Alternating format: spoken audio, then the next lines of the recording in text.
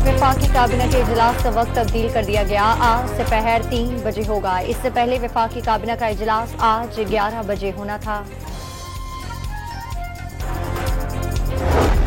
कौमी असम्बली और सेनेट में आईनी तरमीम का मुजवजा पैकेज आज पेश किया जाएगा। चीफ जस्टिस के तरीका इंतखाब में तब्दीली, तमाम जजेस की मुद्दत मुलाजमत में तोसी और जजेस की तादाद में इजाफा शामिल।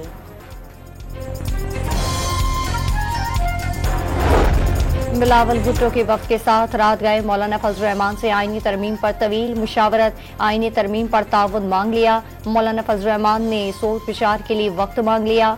आईनी तरमीम आज असम्बली में आ रही है या नहीं मालूम नहीं। JUI रहनुमा कामरान मुर्तजा की गुफ्तगू।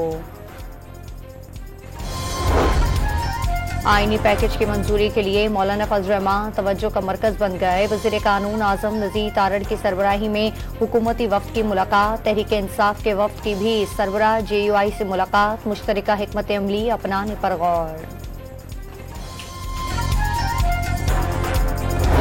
वज़ीर आज़म मोहम्मद शहबाज शरीफ का MKM बलूचिस्तान अवामी पार्टी और दीगर इत्तेहादियों को आशाइया, आईनी तरमीम पर मुशावरत पार्लिमानी सुप्रीम है। तकद्दुस कायम रखने के लिए ज़रूरी है मुल्की और अवामी मफाद में कानून साजी की जाए। वज़ीर आज़म की गुफ्तगू। Opposition leader senate Shibli Faraz का मुजवजा कानून साजी खुफिया रखने और PTI अरकान की जबरदस्ती हिमायत हासिल करने का दावा। आईनी तरमीम पर छुप कर काम नहीं कर रहे, कायदे ऐवान इसहाक डार का जवाब। खैबर पख्तूनख्वा में पुलिस अफसरान और एहलकारों पर सोशल मीडिया के इस्तेमाल पर पाबंदी आयद। बावर्दी तस्वीर, असलहा, पुलिस बैच या दीगर शवाहिद अपलोड करना ममनुआ करार दे दिया गया।